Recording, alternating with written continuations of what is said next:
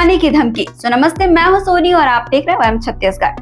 छत्तीसगढ़ के कवर्धा जिले से एक बेहद ही सनसनीखेज मामला सामने आया है। यहां कलेक्टर ऑफिस को RDX से उड़ाने की धमकी मिली है। यह धमकी कलेक्टर गोपाल वर्मा की ऑफिशियल ईमेल ID पर सीधे कश्मीर से आई मेल के जरिए दी गई है। मेल में दोपहर 2:30 बजे धमाका करने की बात कही गई थी। इतना ही नहीं, इस मेल में कलेक्टर ऑफिस में IED बम लगाने की बात भी कही गई थी। जैसे ही ये मेल कलेक्टर को मिला, तुरंत पुलिस को जानकारी दी गई और पूरे इलाके में अफरा तफरी मच गई। बम डिस्पोजल स्क्वाड और डॉग स्क्वाड को मौके पर भेजा गया। कलेक्टर ऑफिस को खाली कराकर सघन तलाशी अभियान शुरू किया गया। साथ ही पूरे ऑफिस परिसर की सुरक्षा पहले से कहीं ज्यादा बढ़ा दी गई। अब सवाल ये उठ रहा है कि आखिर मेल में लिखा क्या था। दरअसल मेल में साफ लिखा गया था कि ये धमकी एक बड़ी अंतर्राष्ट्रीय साजिश का हिस्सा है।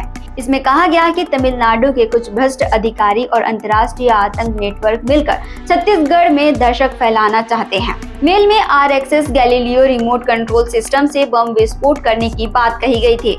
इस साजिश का मकसद तमिलनाडु से लोगों का ध्यान हटाकर छत्तीसगढ़ को टारगेट करना था। मेल में IPS अधिकारी जफर सैयद और AIADMK नेता एडापारी पलानीस्वामी का भी नाम लिखा गया था। इससे मामला और भी गंभीर हो गया है। इस पूरे मामले को गंभीरता से लेते हुए छत्तीसगढ़ के मुख्यमंत्री विष्णुदेव साय ने तुरंत जांच के आदेश दिए हैं। राज्य की इंटेलिजेंस टीम अलर्ट पर है और राष्ट्रीय सुरक्षा एजेंसियों से भी मदद मांगी गई है।